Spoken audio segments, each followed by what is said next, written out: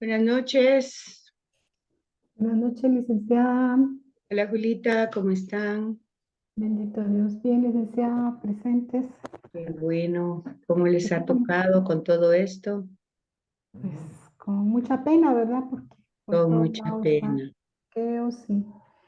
pero Eh, también me imagino intercediendo, orando con mucha sí, confianza. amén.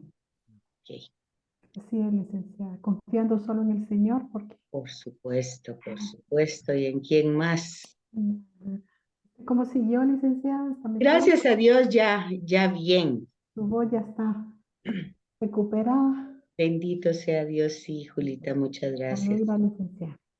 Gracias, Julita. Aquí en la pantalla que estoy compartiendo, pues entonces se van a dar cuenta de que tenemos el cuestionario, ¿verdad? ¿Lo miran? ¿Miran el cuestionario que trabajamos? Sí, sí, Ok. Sí, licenciada. licenciada, buenas tardes. Buenas tardes, ¿cómo están? Gracias a Dios, bien. Muy Eh, bien. Hoy en la Ya, mañana les envié un videíto con algunas reflexiones de introducción a Sagrada Escritura. Pues a Sonia precioso. le pareció muy interesante, gracias Sonia. Igualmente. Y espero que los demás lo vean también porque creo que les va a ayudar al curso. Y aunque Sí. no es el tema, pues lo vimos en el primer trimestre, si ustedes se recuerdan, y entonces ayuda un poquito para que ustedes vayan, pues como, eh, como les dijera, como reforzando todo el ¿Mm? conocimiento y no lo vayan perdiendo. Bueno, Gracias. ustedes pueden irle tomando foto porque ustedes mismos van a calificar su cuestionario. Y lo vamos a hacer rápidamente porque de lo contrario no nos va a dar tiempo, ¿verdad? Por todas pero para que ustedes vean las preguntas.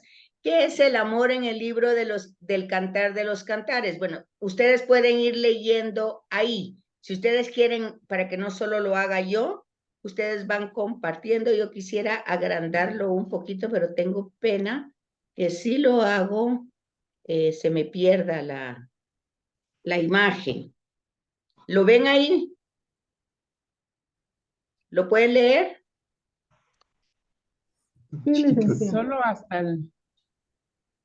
Bueno, lo eh, primero, o sea, lo primero, yo voy a ir Sí, subiendo, sí, pero sí. ustedes van Ajá. viendo la pregunta, entonces van viendo lo que ustedes contestaron, por favor, y entonces vamos viendo sin perder tiempo, porque si no no nos va a dar tiempo.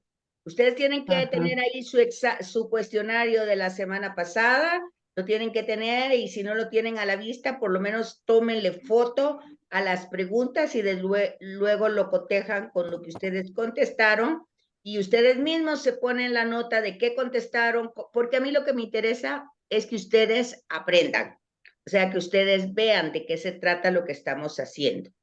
Entonces, ¿qué es amor en el libro de Cantar de los Cantares? Vean ustedes la respuesta. La libre y total donación de la persona misma. Eso es lo que encontramos en el texto. Como una fuerza invisible de inmensa belleza, unida al misterio de la vida que acerca al hombre al misterio de Dios. Esa es una manera de responder.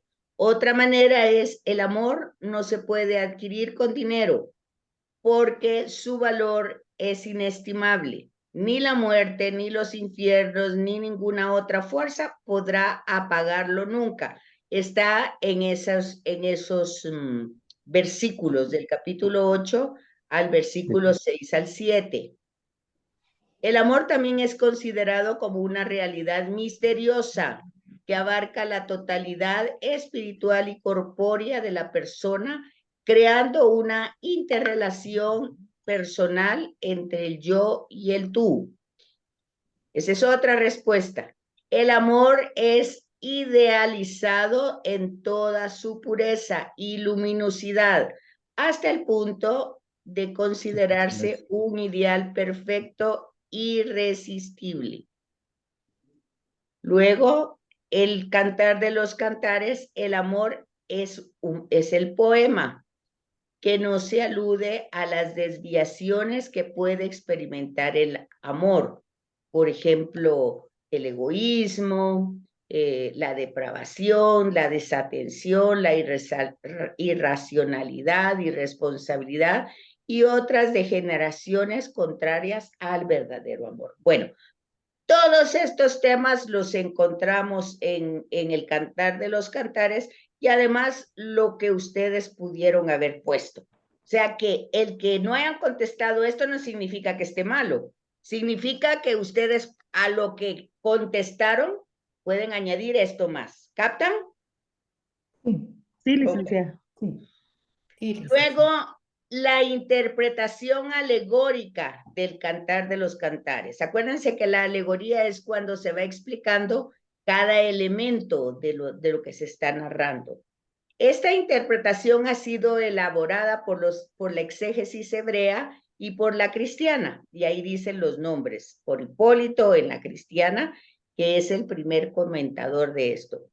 Y bajo esa alegoría del amor entre esposo y esposa, es decir, la alegoría es que va a ir poniendo como una analogía, una comparación entre el amor de Dios y su iglesia y el amor del esposo y la esposa. El Cantar de los Cantares hablaría del amor de Yahvé por Israel, o sea, es una analogía, una comparación del amor.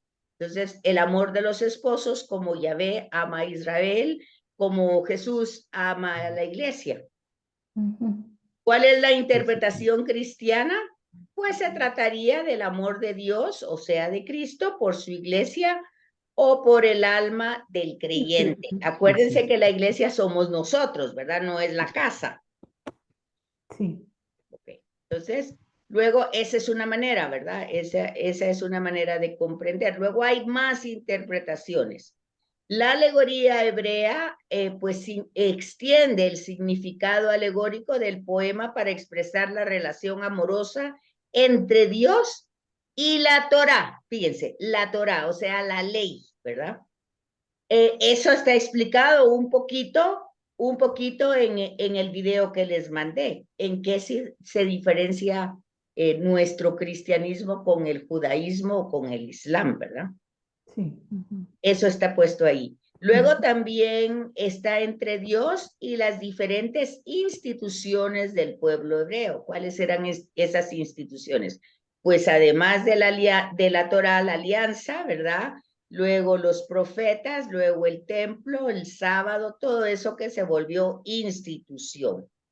Y obviamente también es un poema a la sabiduría de Salomón y la sabiduría que existe, ¿verdad? La semana pasada tuvimos esa lectura de Salomón, ¿verdad? Que le llevan a los dos hijos de dos personas que uno ha muerto y bueno, ¿cómo va a ser él para descubrir quién es la mamá? Bueno, luego tenemos la alegoría cristiana, ha presentado a lo largo de la historia tres modalidades, o sea, tres maneras de entender ese amor. Y tenemos, por ejemplo, desde la eclesiología, o sea, estudio de la comunidad, de la iglesia, la mística y la mariología. O sea que se puede enfocar desde distintas perspectivas. Desde la eclesiología, la unión de Cristo con la iglesia, ya lo habíamos dicho. Eso está reflexionado por San Hipólito, San Ambrosio, San Agustín. La mística, la unión mística entre Cristo y el alma creyente, presentada por Orígenes, difundida por la Edad Media, pero si ustedes leen a Santa Teresa, a San Juan de la Cruz, lleva ese sentido, ¿verdad? Ese amor que hay de la consagrada que consagra su vida o el consagrado y que pues se forma como una relación de esposos, por decir así. Luego la mariología, los esponsales entre el Espíritu Santo y María, y también es San Ambrosio y algunos otros teólogos medievales. Fíjense qué interesante, ¿por qué les estoy poniendo eso? Ustedes seguramente pues pusieron su respuesta, que como les digo, no está mal, pero ustedes pueden ver que hay un abanico desde las distintas perspectivas teológicas, como puede ser la cristología, la mariología, la eclesiología, la antropología. Entonces, un documento o un libro de la iglesia se ilumina o va a fundamentar cada una de estas reflexiones. ¿Me doy a entender lo que estoy diciendo? Sí, ¿Sí me licenciada. estoy dando a entender? Sí. Sí, licenciada. Ok. Entonces, ¿cuál es el tema central del libro Cogelet o Eclesiastés? Bueno, ustedes pusieron su respuesta, pero bueno, vean aquí ustedes el tema. El tema de Cogelet es el del sentido de la vida y la finalidad de los bienes humanos y terrenos. Por tanto, el significado de la existencia humana, de la realidad que rodea y del tiempo que pasa. O sea que cuando está hablando el Cogelet de la vida, no solo está hablando del sentido de la vida, sino también de los bienes humanos y terrenos, y también del significado. ¿Qué significa nuestra existencia humana? La realidad que nos rodea y el tiempo que pasa. ¿Cómo es que vivimos nosotros todas esas circunstancias? Y por supuesto que hay que tomar en cuenta que toda pregunta sobre el sentido o el sinsentido de la existencia humana, pues es como un preludio, un prólogo a la gran pregunta sobre el misterio de Dios. ¿Por qué? Porque realmente esa pregunta significa, es muy importante, pero significa entrar en el misterio de Dios porque es el único que puede saber la realidad, aunque nosotros en nuestra ignorancia vayamos con brujos, magos o todo eso para saber qué pasó, cuándo pasó, o tanto psíquicos, todo lo que ustedes quieran, pero el punto básico es, pues es Dios, ¿verdad? Por eso es que todos estos temas de magia, de ocultismo, de brujería, de andar averiguando con otros lados el horóscopo, pues no se entiende en el Antiguo Testamento como algo que agrade a Dios, porque no se está tomando en cuenta su supremacía, su soberanía. Entonces, pues, puesto que dice que este misterio de Dios, que en la fe pide ser acogido con una actitud filial y reverencial. O sea, dándole el lugar que tiene por justicia y pues siendo, pues dándole su señorío y confiando plenamente, ¿verdad? Y el tema fundamental del libro es la realidad de la muerte. Fíjense, el sentido de la vida tiene que ver con algo real, que es la muerte. Y aunque no estemos pensando en ella todos los días, pero es algo que ahí está, que forma parte de la vida. Por eso aquí supera un poco a Job, cuando Job dice, Dios me lo dio, Dios me lo quitó, y que nosotros todos lo repetimos porque ahí está escrito y porque lo dijo Job y porque está en la Biblia. Pero no, Dios no quita nada, Dios da y se da, no es que da cosas, se da él mismo.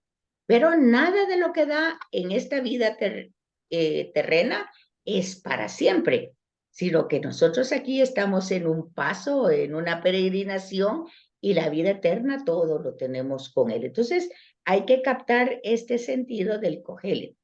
El autor considera no un argumento más, la muerte no es un argumento más, sino verdad básica, a la luz de la cual se deben interpretar todas las fatigas que el decurso de la existencia lleva consigo mismo. Es decir, todos los sufrimientos, angustias, limitaciones, todo eso, pues bueno, por lo menos no estamos muertos. Ahora habrá personas que dirán, bueno, yo preferiría estar muerta que estar pasando todo lo que, bueno, pues ahí ya tenemos otra perspectiva, ¿verdad? ¿Y cuál es la finalidad de Cogelet?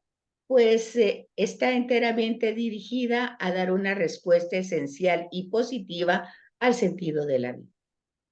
Entonces, se fijan ustedes, pues, que la muerte en la Sagrada Escritura, en el Antiguo Testamento, pues viene a ser una tragedia, sobre todo en los Salmos, porque ya no va a poder dar culto a Dios, alabar a Dios, reconocer a Dios. Eso es en el Antiguo Testamento.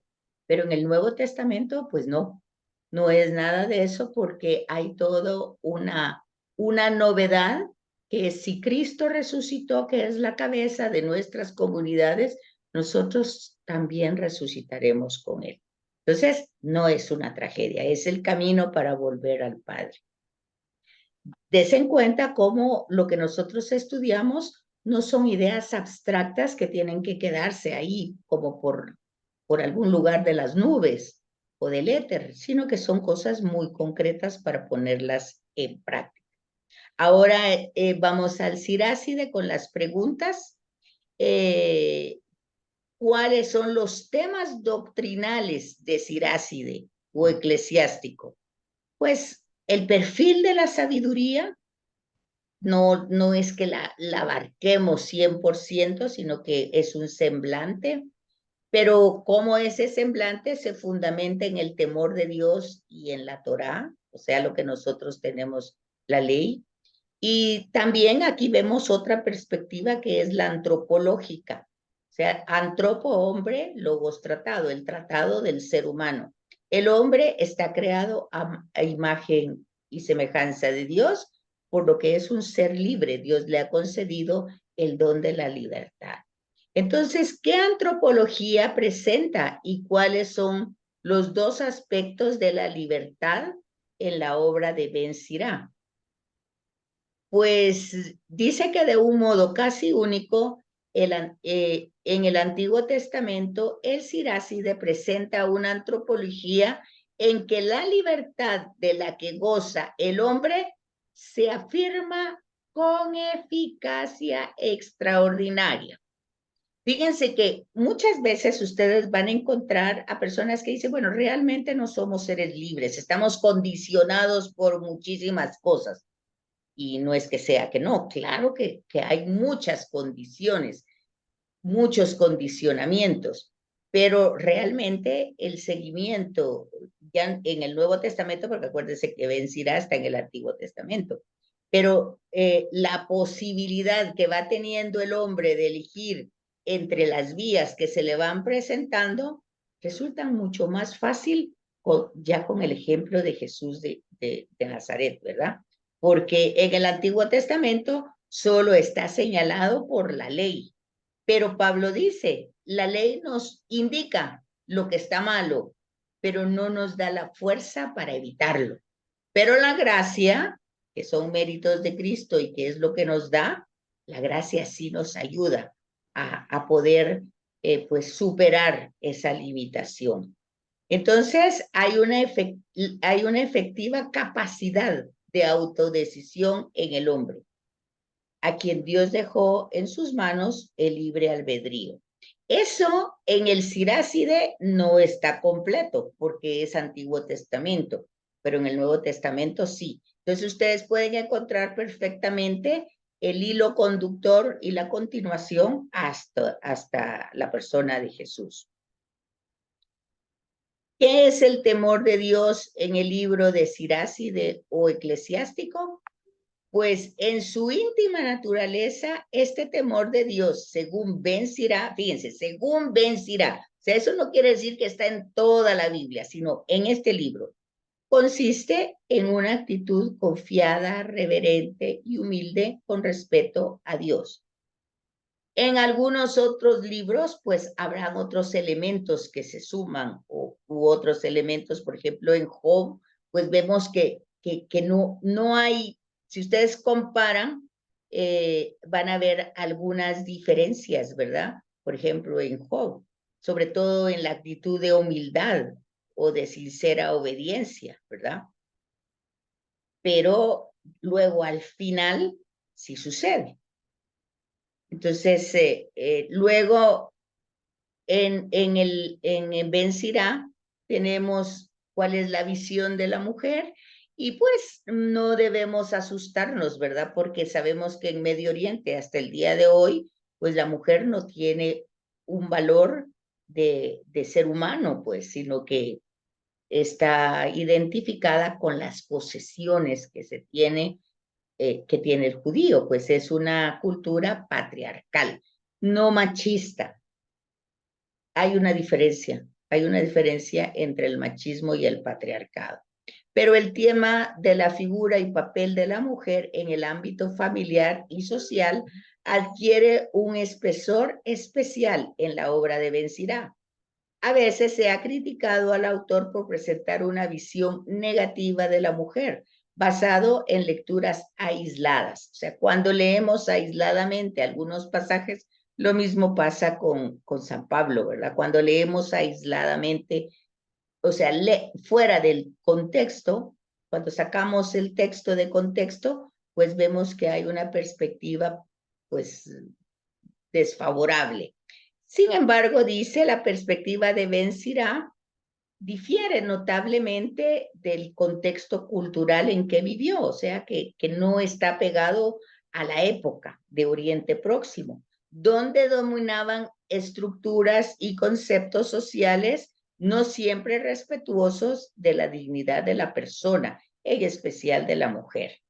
Entonces, la enseñanza de Ben Sirá parece orientada a mostrar cuál era la actitud auténticamente religiosa, de acuerdo con la tradición de Israel de concebir el papel de la mujer de la familia y la sociedad, indicando los grandes males que causa una mujer disoluta y perversa, y por el contrario, el gran bien de una mujer que es virtuosa. Entonces va a poner no va a igualar, ¿verdad? Sino que va un poquito a desarrollar las virtudes y los resultados o las consecuencias de la mujer virtuosa desde su contexto cultural, ¿verdad? Y estos textos, al alabar a la mujer, a la madre virtuosa, pues ustedes lo han visto, una mujer buena, pues es herencia valiosa que toca en suerte a los que temen al Señor, ¿verdad? Pues no están hablando de hombres virtuosos, está hablando el tema de la mujer. ¿Y cuál es la finalidad de esa obra? Pues quiere inculcar en sus correligionarios la idea de la verdadera sabiduría, que se encuentra en los valores religiosos y morales de la tradición religiosa. Bueno, ¿por qué el libro de las... Aquí llamamos a la sabiduría, otro libro. ¿Por qué el libro de la sabiduría no formó parte del canon hebreo? Fíjense, por si ustedes no tenían claro cuando estudiamos, originalmente este libro no formaba parte del canon hebreo. Y eso lo explicamos en clase en su primer momento porque se había redactado en griego desde su origen, ¿verdad? Pero luego, porque ahora sí pertenece, pues porque en épocas recientes se ha encontrado pues que había un original en hebreo. Y eso ha hecho que nosotros podamos ver que el libro existía desde el principio. Fíjense que me borra aquí porque como dice que lo tengo que descargar, pero para descargarlo tengo que hacer muchas cosas. Entonces, vean algo. Este cuestionario que estamos trabajando, que fue el que ustedes tenían, yo se los voy a pasar ahorita a su chat. Y ustedes me van a poder hablar ahorita de lo que ustedes hicieron. Y yo ya les di la idea. Ahorita les acabo de pasar el cuestionario. Gracias, ¿Sí? licenciada. Ya lo tienen ahí. Ok. Bueno, entonces ahora ustedes me comparten lo que ustedes respondieron. Yo ya lo tengo, claro que sí. ¿Captan lo que les digo? ¿Aló? Licenciada sería del licenciada. libro de sabiduría, Licenciada. ¿no? ¿De dónde nos quedamos? Más adelante ustedes me van diciendo qué les pareció, dónde tuvieron alguna duda. No que me den las respuestas, porque ya vieron que las respuestas son mucho más amplias. Acá. Vamos a ver. Sí, licenciada. Sí, licenciada. Solo vamos a buscar. Yo voy a buscar mi documento. Ok. Hay una pregunta aquí, dice, ¿de qué tratan las tres partes del libro de la sabiduría y sus perspectivas teológicas diferentes? Era una pregunta, licenciado, Ajá. ¿verdad? Entonces yo encontré que estaba el libro de escatología. Ujú. La Mm, escatología, o sea, una visión después de la muerte, muy bien. Después de la muerte es una exhortación también dirigida principalmente, dirigida hacia los reyes y jueces de la tierra, dice, para que busquen la verdadera sabiduría. Muy bien. Cuando También, nosotros vemos circunstancias como las que estamos viviendo y entonces vemos una dificultad, hay que falta la sabiduría, ¿verdad? Hay una especie de necedad, hay una especie de, porque ¿qué tan difícil puede ser alguien que renuncie? No será cosa del otro mundo si el pueblo no lo quiere. Entonces, pero bueno, ahí está, una manera de imponerse, de ser, bueno, ¿qué es lo que falta? ¿Qué más podríamos decir? un elogio a la sabiduría también, licenciada, tiene ahí en otra parte. Ajá. Viene. Y en todas esas preguntas no hubo alguna que les dejó como con duda, como con inquietud, como que no la pudieron contestar y la sacaron así nada más. Ahorita vamos a ver, Por licenciada. ejemplo, licenciada, Ajá, licenciada, en el tema central del libro del Coelet, yo ajá. encontré que el tema central era la vanidad de las cosas humanas. La vanidad de las cosas humanas. Y que todo es falaz y se consuela con los modestos goces que puede ofrecer la existencia misma. Y afirma que Dios no tiene por qué ir dando cuentas al hombre. Bueno, de hecho sí, ¿verdad? Eso no solo lo afirma el Cogelet, sino que lo afirma también en Job. ¿Dónde estabas Ajá, sí. cuando yo hice todo? O sea, definitivamente nosotros no somos quién, somos criatura de, y Él es creador. Entonces no le vamos a preguntar por qué hizo. Y eso está no solo en Cogelet, sino está en casi todos, incluso en los profetas. No le va a preguntar la vasija al que está haciendo, pues, esa vasija, ¿por qué me haces de esta manera? Porque, bueno, hay ese tema es recurrente en toda la Sagrada Escritura. Ahora, el tema de la vanidad está puesto como una propuesta del mundo. O sea, eso tiene claridad más cuando nosotros leemos el Evangelio de Juan o cuando leemos un poco las cartas de Pablo. Entendemos cuando nosotros nos quedamos como enganchados con todas las cosas, porque está bien, pues tener y pasar bien cualquier momento, eso está bien, no es que eso sea algo malo, pero cuando todo el afán y toda la pasión y todo el esfuerzo sea para eso y no importa que si le hacemos daño a alguien o si le quitamos a alguien algo, entonces ese tema pues se vuelve algo vanidoso, vano, viene de la palabra vano, no tiene sentido tanto sufrimiento, tanto dolor. Bueno, eso lo pueden ver ustedes ahorita con lo que estamos viviendo. Nada de lo que está pasando tiene el valor para que tantas cosas se descontrolen. Véanlo nada más, es algo vano, es una vanidad, es que una necedad. En el Evangelio se utiliza la palabra insensatez, insensato, hoy en la noche morirás. Bueno, entonces en ese sentido es la vanidad, es lo vano, ¿verdad? ¿Qué más? Sí. Vamos a ver. La antropología que presenta para Ben Sirá, Ajá. que yo puse que iba orientada a la vida diaria, por ejemplo, deberes con los padres, la humildad, el orgullo, la caridad con los pobres, el dominio de la lengua, la amistad, comportamiento de los sacerdotes, entre otras. Ah, Y muy que los dos bien. aspectos de la libertad eran el temor de Dios y la sabiduría que Dios le da, la da como un don. Sí, y la da, y lo principal que estábamos viendo que es desde la libertad, ¿verdad? porque nos hace libre y nosotros hacemos uso del libre albedrío. Y dice aquí pues que la perspectiva de Ben Sira difiere con otros textos de la cultura en algunas cosas, ¿verdad? Sobre todo en el tema de de la mujer, ¿verdad? Ahora, había otro tema ahí que lo tienen ustedes, que yo le puse. ¿Cuáles son los libros deuterocanónicos? A ver, Sí.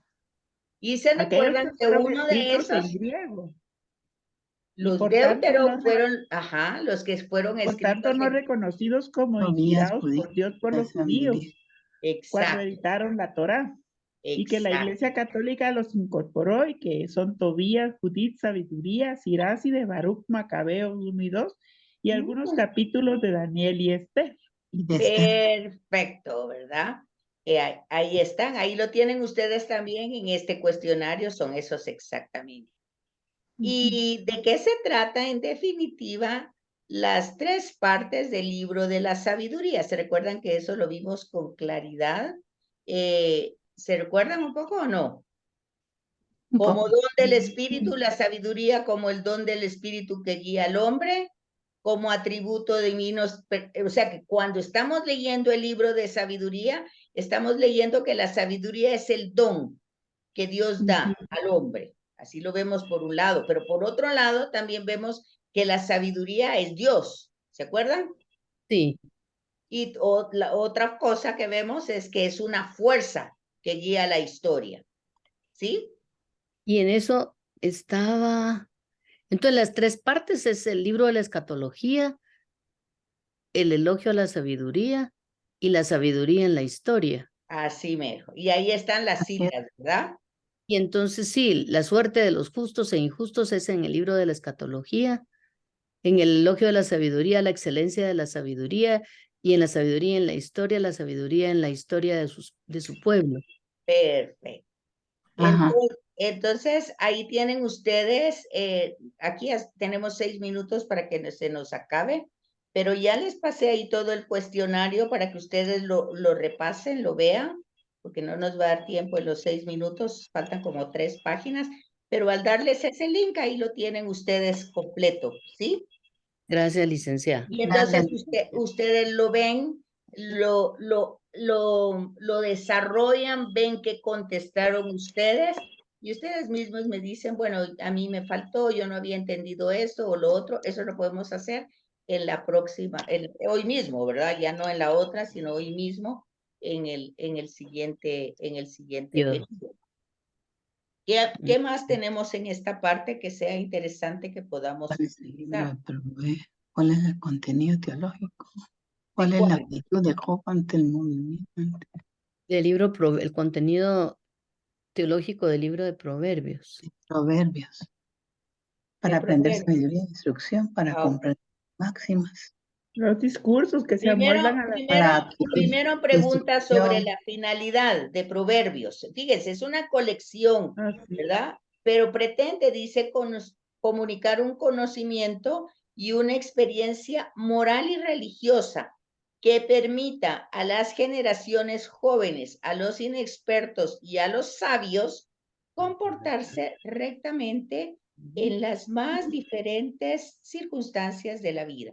Y lo está fundamentando el temor de Dios, que es el temor punto de de Dios. partida en los proverbios también, aunque estamos en el libro de proverbios, ¿verdad? Y que lo que trata es como de fomentar una actitud religiosa de la criatura ante el Creador. Vea, la actitud religiosa no es ante la comunidad, es directamente ante Dios, ¿verdad? Ante Dios, y esas actitudes van pues la confianza, la obediencia filial, que esa obediencia nos lleva a disponernos, ¿verdad? Y el contenido teológico que preguntaba Margarita es la finalidad del libro de los proverbios, se expresa en el prólogo, introducido por el redactor final con estas palabras: para aprender sabiduría e instrucción, o sea, justicia, equidad y rectitud, los proverbios, o sea, los dichos de Salomón, hijo de David, rey de Israel, para aprender sabiduría e instrucción, para adquirir instrucción adecuada, para enseñar sagacidad a los simples, conocimiento y reflexión a los jóvenes. O sea que el tema se parte de la sabiduría de Salomón. Sin embargo, ustedes ya se dieron cuenta que estos proverbios no son de Salomón, ¿verdad? Es una colección y ya se fijaron de que aunque el texto diga eso, pero no podemos ser fundamentalistas, nos damos cuenta que muchos serán de Salomón, pero también tenemos incorporados de otras culturas, de otras épocas, y entonces... De otros sabios. Sí, así es. Entonces, pero al final de cuentas, ese es una forma de conocimiento. Y luego entra el libro de Job, que es interesante, por favor, que ustedes vean estas respuestas, la actitud de Job ante el sufrimiento, por favor, notar eso. Porque es en esos momentos, yo me sorprendo a veces cuando me mandan algún mensaje, por ejemplo, ahorita por el tema que estamos viviendo, Señor, ¿por qué nos has abandonado? No nos abandones. Eso no ha pasado, Dios no nos ha abandonado nunca. Ahora lo que sí se debería de un poquito uno cuestionar es a ese hombre que decía al final de cada conferencia que daba, Dios bendiga Guatemala. Ay, sí. Ay, Dios. Entonces, eso sí deberíamos fijarnos, que ante ese abuso, esa insolencia, esa irreligiosidad, Irrespeto. y por supuesto, falta de respeto ante el Creador. ¿Cómo va a bendecir? Claro que Dios bendice Guatemala, la bendice abundantemente, pero a pesar de y en contra de. Ahí es donde las personas tendrían que enfocarse, no enfocarse, Dios nos abandonó, Dios no está con nosotros. No, eso no pasa. Entonces, eso de hecho no pasa, no es así. Entonces, espero yo que este tipo de enseñanza o de estudio, pues vaya pues perfilando nuestra fe, nuestro sentido de Dios y de la realidad que vivimos. Que aunque Dios es ajena a ella, porque todo esto sucede por el libre albedrío de cada persona, pues ya ven ustedes lo que hacemos cuando sacamos a Dios de nuestro perímetro humano, pues hacemos cada tontería, ¿verdad? En fin, pero Dios siempre está con nosotros a pesar de eso. Entonces, ya nos queda un minuto, ya se va a cortar ahorita. Tienen los 10 minutos para que ustedes revisen este cuestionario. Si tienen alguna duda, pregunta con lo que ustedes hicieron. Y yo quisiera ya en lo otro ya seguir con lo que queda para ya ir terminando los libros. Pero si tienen dudas sobre esto, pues lo podemos trabajar también. Pero me las dicen al entrar a la segunda parte. ¿Sí captan? Sí, licenciada. Sí, licenciada. Entonces ahorita pues va a terminar, esperan los minutitos y luego nos volvemos a conectar en 10 minutos. Cabal, las 6:40, 10 minutos a las 6:50.